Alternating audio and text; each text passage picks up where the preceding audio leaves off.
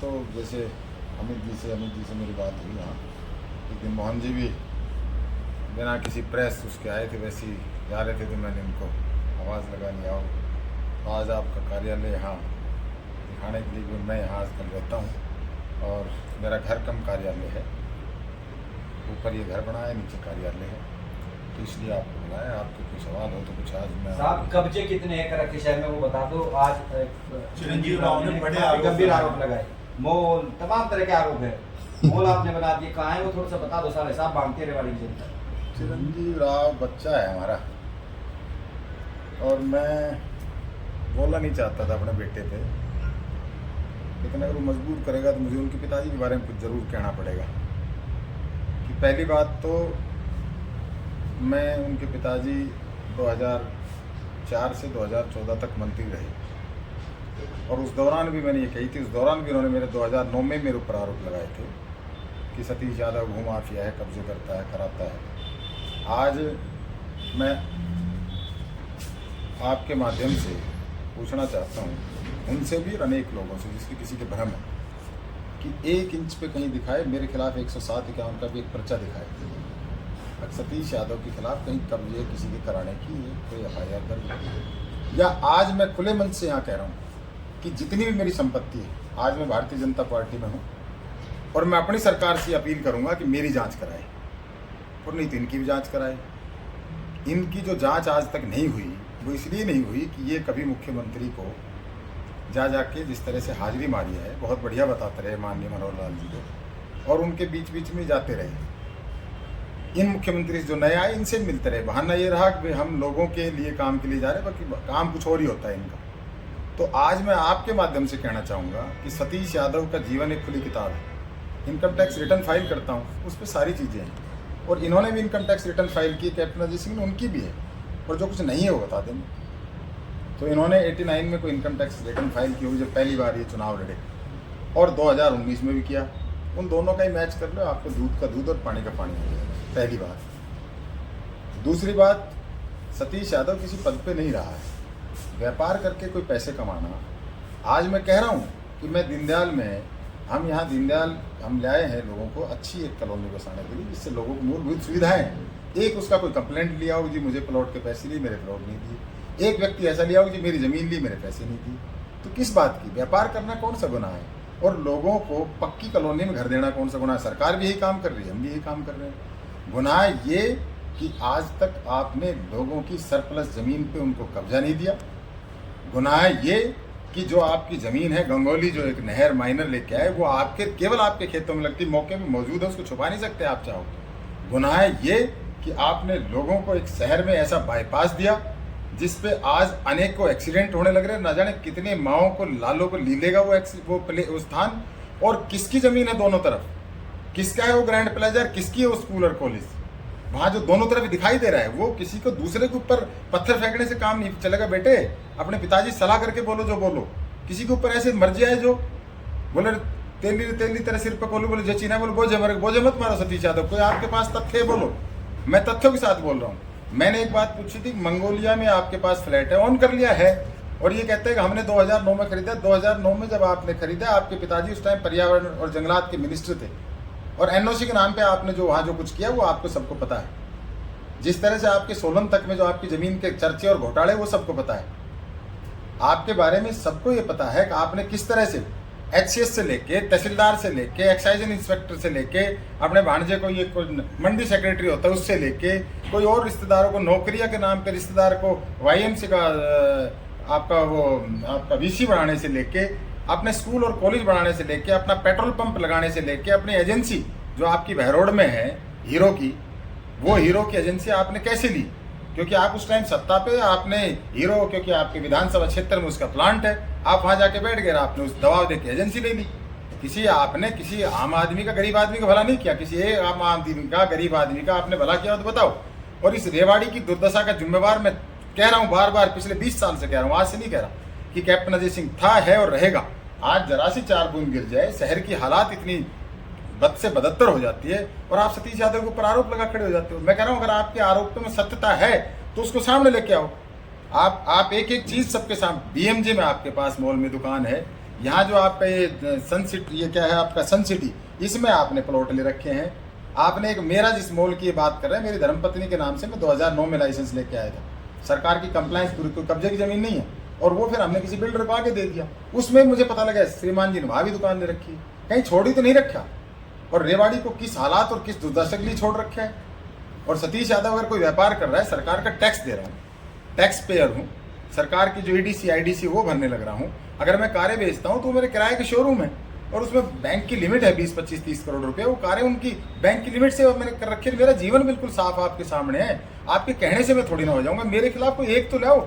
ये पूरा शहर जो आज सतीश यादव बोलने लगा तो उनको याद आ गई, क्योंकि मैं हर गली मॉल और चौक चौराहे जाके कह रहा हूँ, खड़ा होकर ये बात कह रहा हूँ। अगर भाई ये इन्होंने जो इस रेवाड़ी शहर की दुर्दशा के जिम्मेदार है, चाहे धारोड़ा में गंदा पानी आता हो, चाहे इंडस्ट्रियल जो आपका वो जो इंडस्ट्रियल जो आपकी कॉलोनी है हमारी, जहाँ फैक्ट्रियाँ हैं, उस इंडस्ट्रियल जो उसकी हालात जो है वो इनकी देन है। आज रेवाड़ी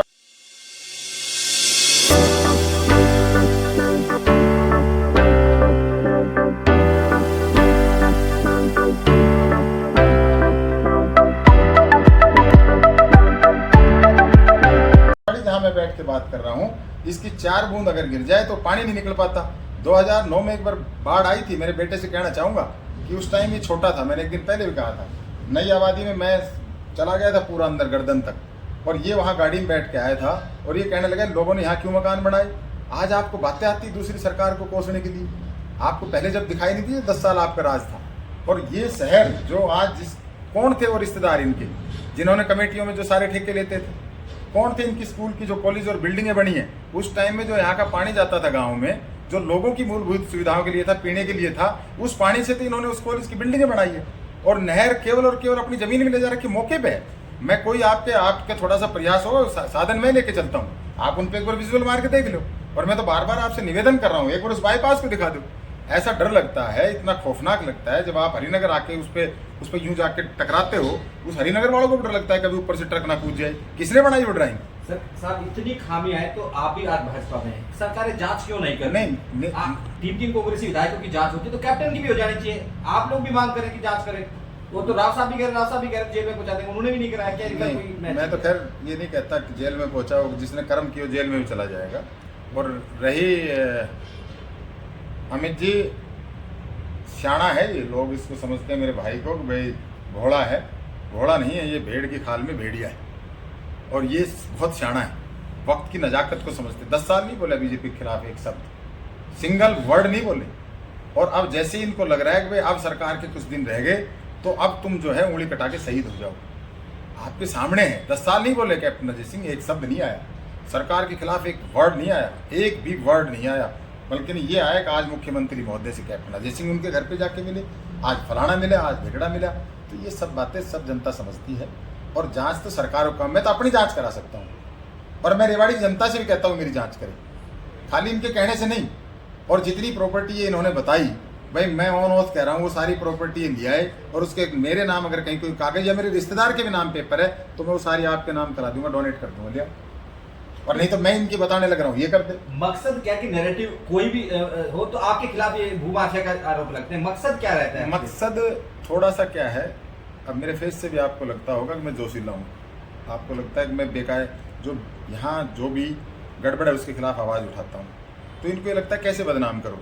और थोड़ा सा मैं कह रहा हूँ मैं दबंग हूँ, अगर किसी के साथ कहीं अत्याचार है, सतीश वहाँ जाके अड़ जाता है, छुपता नहीं हूँ मौके से कहीं। और उसमें मैंने आपको कोरोना काल में भी दिखाया, जब अनेक लोग अपने घरों में छुपे हुए थे, उस टाइम सतीश यादव हर हॉस्पिटल की आईसीयू में था, जब लोग अपने माँ बाप को भी छोड़ के चले गए थे, तो मैंने अपनी जान की परवाह नहीं की।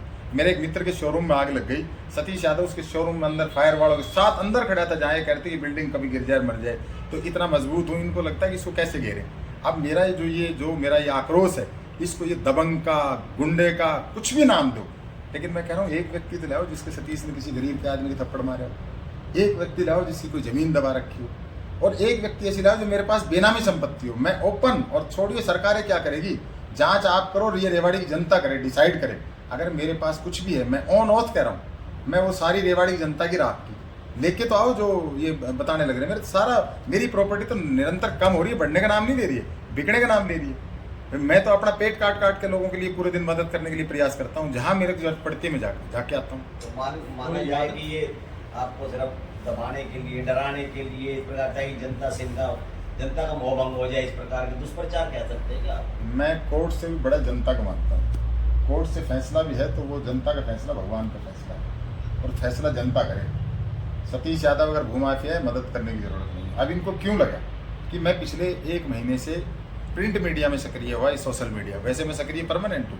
जब मैंने बताया कोरोना काल में सतीश यादव अकेला घूमता था, किसी भाई के शोरूम पर अगर कोई दिक्कत होती है तो सतीश यादव उसके अंदर तक घुसने का प्रयास करता है। कोई गुंडे अगर किसी की दुकान तोड़ देते हैं, सतीश यादव ही उनकी दुकान बैठ के बनवा देता है। किसी की दुकान पे अगर कोई ऐसे बदमाश रात को उनका सामान चोरी कर ले जाए, डाका मार ले जाए, सतीश यादव उनकी लड़ाई लड़ता है कि हमें अपनी प्रॉपर्टी, हमें अपने किस तरह के अपने एसेट्स डिक्लेयर करने ताकि हमारी ज़्यादा से ज़्यादा रिकवरी हो। जब भी आज का भी किस्सा है, हमारे एक भाई का किसी का पोस्टमार्टम नहीं हो रहा था क्योंकि डॉक्टरों की हड़ताल है। तुरंत मुझे पता लगा, मुझे नहीं पता था, वो बोले विजयनगर के, बाद में जाके पता लगा भूड़ लगा, मैं वहाँ गया। लेकिन मैं मीडिया को नहीं लेके जाता। यही काम अगर मैं मीडिया के सामने करूँ तो आपको लगेगा सतीश बहुत ज़्यादा सक्रिय है। कुछ दिन पहले अजय यात्री जी को मैं शायद लेके गया था, हम इसमें नई आबादी में पानी भरा हुआ था और हम स्कूटर पे चल के गए थे और उसके बाद शमशान घाट में भरा हुआ था। मेरे जाने के असर हुआ, तुरंत उन्होंने म्यूनसिपल लिमिट कमेटी में वो पानी निकाल दिया। तो मैं जब भी कोई बेकायदगी की बात में ज़बरदस्ती कोई 2 दर्जन केड़े बांट के या झूठी भाई लूट के, मुझे कभी प्रेस कॉन्फ्रेंस करने की आदत नहीं है। आपसे भी आज बहुत दिनों में रूबरू हो रहा हूँ। इनके कहने से मैं कुछ नहीं हो जाएगा, मैं तो जनता फैसला करेगी। आज जिस तरह का मुझे सहयोग और समर्थन मिल रहा है, यकीन मानना 25 साल का राजनीतिक जीवन है, इस तरह का कभी नहीं देखा। एक सामान्य ढंग से, ना मैं किसी की चाय पी रहा, ना मैं किसी से कोई माड़ा और पगड़ी बंधवा रहा, ना मैं ये कह रहा कोई टेंट लगाओ। सामान्य जाके लोगों के बीच में बैठ के उनके विचार सुनता हूँ और उनके विचार ये आ रहे हैं कि भाई सतीश भाई हुआ नहीं काम। तो वो इनके पास लगातार फोटो सोशल मीडिया से जा रहे हैं। इनको लग रहा है कि इनकी ज़मीन हिल रही। इन लोगों ने राजनीति को अपना सेवा नहीं मेवा का माध्यम मान लिया। इनने बपोती मान ली कि पहले मेरा दादा, फिर मेरा बाप और अब मैं, ये हमारा ही अधिकार है, कोई सतीश यादव को नहीं आने देंगे। और भाई इतना घमंड करने की ज़रूरत नहीं है मेरे बेटे। तेरे पिताजी को तो मैंने 3रे नंबर पर ला रखा है, मैं 2रे नंबर पर भी रहा हूँ। हार मेरी मुकद्दर है, पता नहीं कौन हार जाए, किससे हार जाए, इसमें कोई ज़्यादा बड़ी बात नहीं है। बड़ी बड़ी बातें मत करो, जवाब देने की जरूरत नहीं है। तेरे पिताजी को तो भाई मैंने 3रे नंबर पर ला रखा है। तुमने म्यूनसिपल कमेटी का चुनाव लड़े, बाद मैंने 3रे नंबर पर ला रखा है और मैं बिना टिकट हूँ। तुम आ जाओ एक बार बिना टिकट। अगर तुम 5000 वोट ले जाना, सतीश यादव राजनीति छोड़ देगा। सतीश यादव के फेस पे वोट मिलती है और तुम लेते हो टिकट की। तुम जाके दिल्ली दरबार में चमचागिरी करते हो, सतीश यादव लोगों की जुत्ती उठाता है, लोगों की चमचागिरी करता है। विधानसभा के चुनाव है, क्या लगता है बौखलाहट है या कुछ और है, किस तरह की मैं जो? अजय जी, मैं अपनी बात कह चुका।